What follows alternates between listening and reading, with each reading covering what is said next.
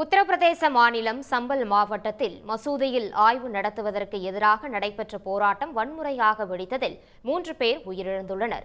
30க்கும் மேற்பட்ட காவலர்கள் காயமடைந்துள்ளனர். சம்பல் மாவட்டத்தில் அமைந்துள்ள முகலாயர்கள் ஆட்சி காலத்தில் கட்டப்பட்ட ஷாஹி ஜமா என்ற மசூதி இந்த கோயில் மீது கட்டப்பட்டதாக வழக்கு தொடரப்பட்டது.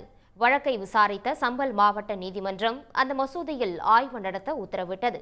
இதனையடுத்து நேற்று காலை 7:30 மணியளவில் ஷாஜி ஜமா மசூதிக்கு சென்று தொல்லியல் குழுவினர் ஆய்வை தொடங்கினர். அப்போது அங்கு வந்த சிலர் ஆய்வு நடத்துவதற்கு கடும் எதிர்ப்பு தெரிவித்து போராட்டத்தில் குதித்தனர். இந்த போராட்டம் சிறிது நேரத்தில் பெரும் வன்முறையாக வெடித்தது.